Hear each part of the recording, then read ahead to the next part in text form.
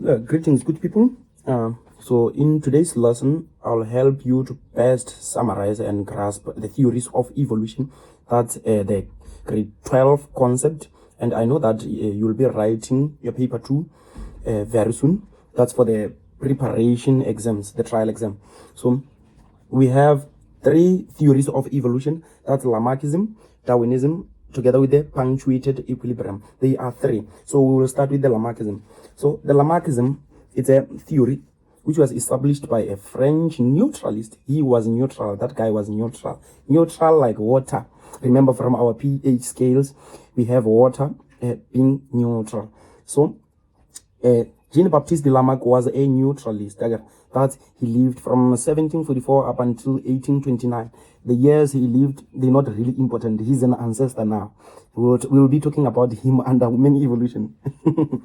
So, Jean-Baptiste Lamarck established or argued using 2 laws. Law number 1 is the law of use and disuse. So, Jean-Baptiste Lamarck argued to say, as an organism uses its organ more frequent, it becomes better developed. That's an organ will be enlarged, or it will increase in size. It will increase in quality. We are not sure, but we are going to try to prove that. And then again, he says, or similarly, he argues to say, if an organism doesn't use an organ more frequent, it is likely to become less developed or reduced, or even disappear.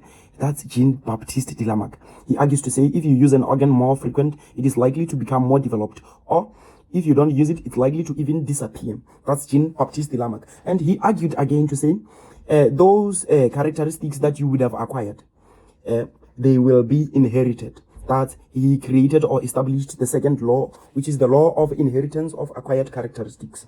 That characteristics developed during the life of an individual can be passed on to offsprings.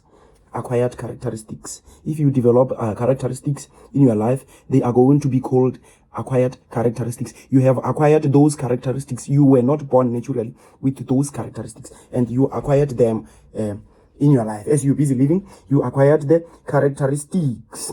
And thus, Lamarck argues to say, the acquired characteristics will be inherited to offsprings. So now my question to you is that, is this possible? Is Jean-Baptiste Lamarck relevant? So now picture a situation whereby your father is a gym person. Your father is a gym person, and you would attend gym now and then, and he has got well-developed muscles. Why is it the case that you were not born with muscles, but you were born without those muscles? Why is it the case? For people who like the issues around penis enlargement, one would go to vendor and buy mpesu. I believe that all of you know mpesu. And then in attempting to increase the size of the penis or the male's reproductive system, and that some of you are lucky and the mpesu works in their favor, and as a result, their fathers have got bigger male reproductive system products. So why is it the case that you yourself has got a smaller one? Why? So would you accept Lamarck's theory? So that we're going to talk about the reasons for Lamarck's theory being rejected. The reasons for Lamarck's theory to be or to end up being rejected.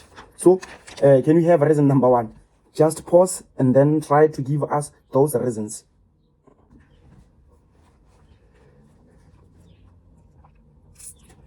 Okay, so reason number 1. Lamarck did not provide enough evidence to show that indeed acquired characteristics are acquired. That there is no evidence to show that acquired characteristics are inherited. Can you inherit the muscles? Can you inherit the enlarged penis? Can you inherit the large hips that your parents, your mothers developed through squatting? Can you inherit those? Can you inherit the hairstyles?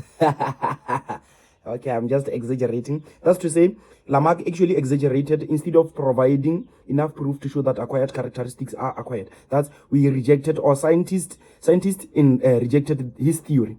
That again, we also have, that's point number 2. Nature allows organisms to change. They don't change because they want to change. That's Lamarck thinks to say, we change because we want to. No, we don't change because we want to. That's our nature, our natural world allows us to change. And then the third one, is that there is no evidence that structures used more often becomes more developed. We use our eyes now and then, but instead, you would find one wearing spectacles. Why is it the case? Why don't you get a more clear vision? But instead, your eyes are being damaged. Yeah, some things.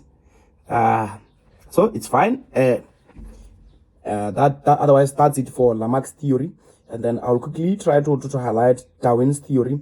And then from there, we will treat a question or two differentiating these two theories. Now we will do the Darwinism. The Darwinism's theory, it was established by Charles Darwin. It was established by Charles Darwin. And Charles Darwin is a gradualist. He's known as a gradualist. He believes that the change was very slow and gradual over time. That we had very slow and gradual change over time. How did the change occur? Okay, so now Charles Darwin believes that organisms produce large number of offsprings.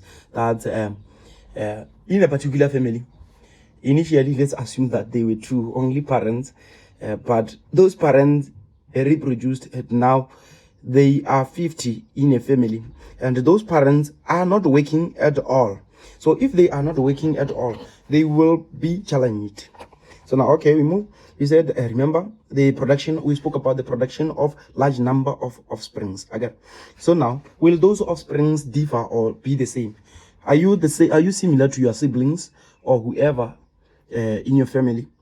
You are totally different. So now, Charles Darwin argues to say there is a greater deal of variation amongst offsprings. That we differ. We are different. He believes that in an environment we have different organisms, different offsprings. From that large amount of offsprings, they differ. They all differ.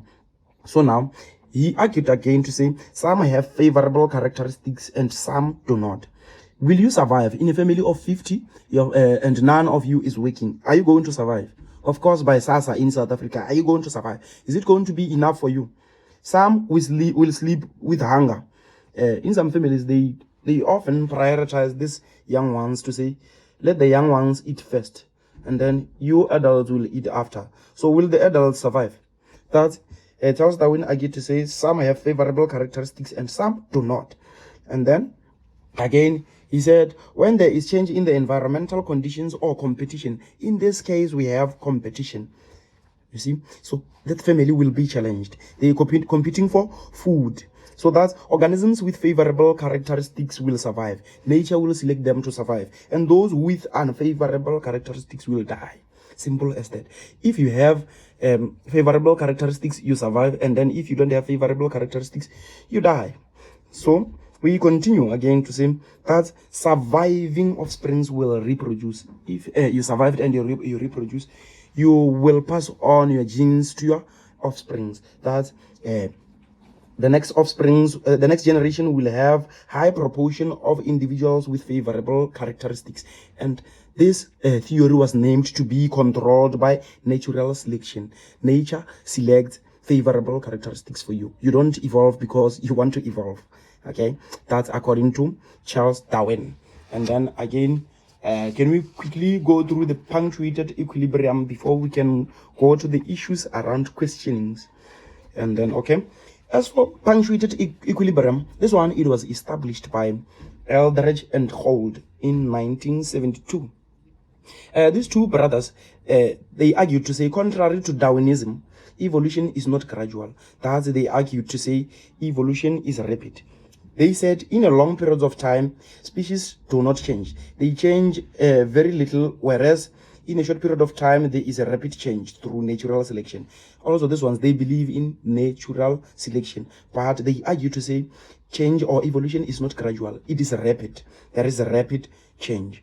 And then thus, new species form in a short period of time relative to the long periods of little or no change at all. That we will have speciation. Does it make sense? I know that the punctuated equilibrium is a bit complicated, but you just compare, or you kind of like write the opposites for Charles Darwin. Charles Darwin believes that change is gradual. But remember, he's a gradualist. And these two brothers, Eldredge and Stephen, the Holt, they believe that change is rapid. And that's it. Those are the differences, and those are your 3 theories. So it's fine. Can we go to the questionings?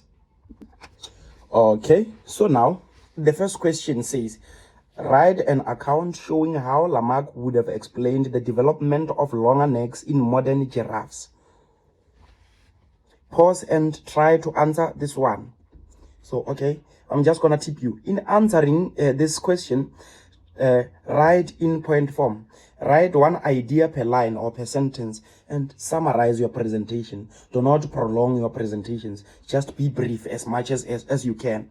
So just quickly pause and attempt writing this one or answering this one, and then I will give you the answers. Just pause. Oh, well, okay, let's answer this one. Remember, the question says, write an account showing how Lamarck would have explained the development of longer necks in modern giraffes. Okay, so now that's Lamarckism's application. Now, all giraffes had short necks originally. That's the opening statement. All giraffes in the environment had short necks. And that giraffes frequently stretched their necks. Some giraffes stretched their necks. What was the reason for them to stretch their necks? In order for them to reach leaves that were up high on the trees. And as a result, their necks became longer. And thus, the characteristics of longer necks was acquired, and it was then passed to the next generation. And eventually, all giraffes had longer necks. Is it clear? All written. Just pause and try to copy everything. So now, again, we go to the second question. Write an account showing how Darwin would have explained the development of longer necks in modern giraffes. Now, this time around, we answer the very same question, but using Darwinism's theory. Pause and attempt to answer this one.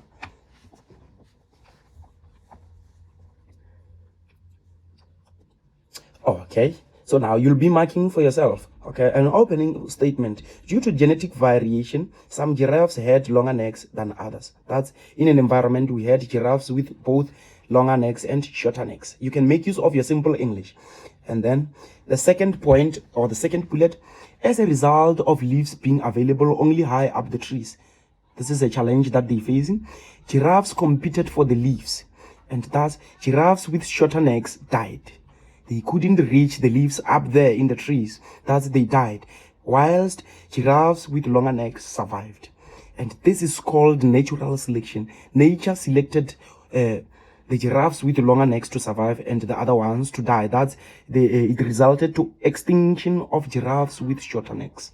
So furthermore, alleles for longer necks was passed to subsequent generations, to successive generations.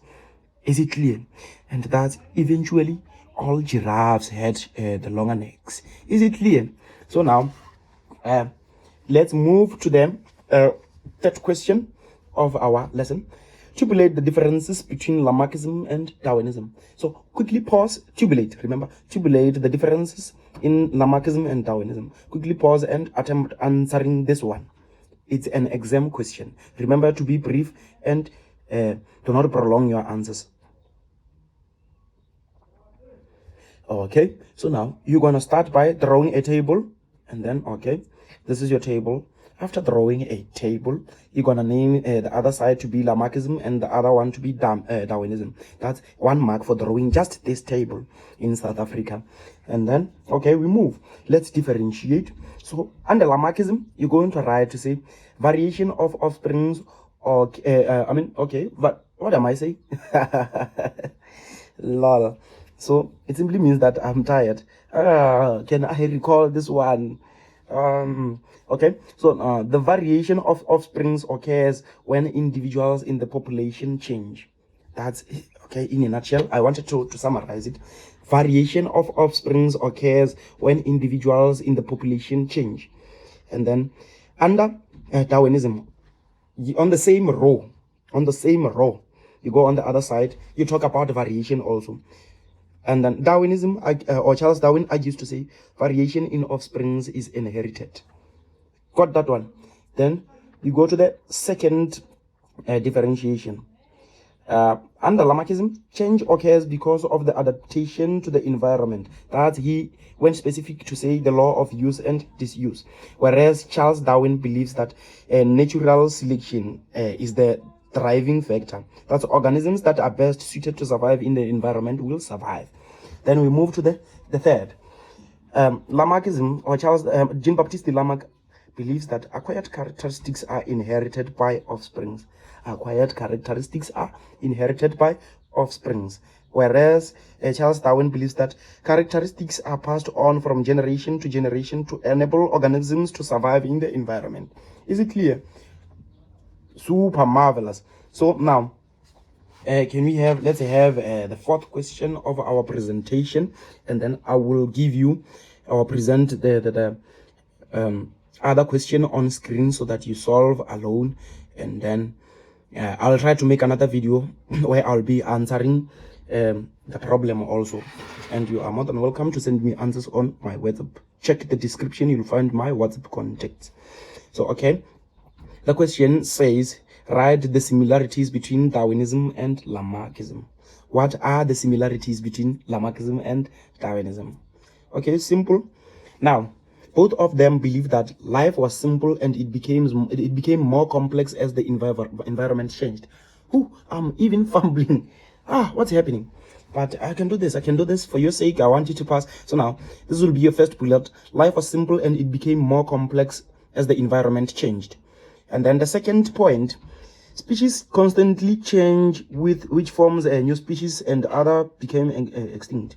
That they believe that species change over time and others become extinct. That Lamarck argued to say the giraffes with shorter necks died because they couldn't stretch their necks. If they couldn't stretch their necks, it means that they will suffer from hunger or they'll die of hunger. That it will automatically lead to extinction. And Charles Darwin went specific to say giraffes with shorter necks will die. That's extinction. And then, okay, the last bullet, only those individuals best adapted to the environment will survive. This one is clear. If you are best suited for the environment, then you will survive. Is it clear? So now, in some families, okay, let me leave this one. But in some families, there was an overproduction and nobody works in some families. It's like there is poverty in the family. I mean, imagine. So there is poverty in a way that whoever wakes up first is the one who's going to wear the crouches or whatever, or the sneakers, or he or she's the one who will take the uniform and go to school. So some people are struggling. Hey, competition is very high. Will you survive under such circumstances? That's the question. So we can actually create jokes out of these theories of evolution. So now, I will present a question about this Lamarckism and Darwinism on screen so that you can write two different accounts for both theories. Thus, study the diagrams below or the two main varieties of tortoises found in Galapagos Islands. Continue with this one. Just pause and attempt answering this one. I'll make a second video answering this one also. If you have further questions, please feel free to just comment with your questions, direct them to my WhatsApp, but preferably just comment on YouTube, and then I will try by all means to answer. Otherwise, thank you very much for watching and good luck. May the Lord protect you, give you wisdom, strength, serenity, so that you go and write or reproduce only the correct answers. Okay, so do not forget to subscribe, like, comment, and share. Show your friends that you really love them, you appreciate them, and share the video with them. Just show some love for them. Share this video with them so that they can pass life sciences on also. Can you see that life sciences is one of the comedy subjects, I can say. It's full of jokes. So otherwise, bye. Remember to subscribe. Are subscribing. Subscribe bang.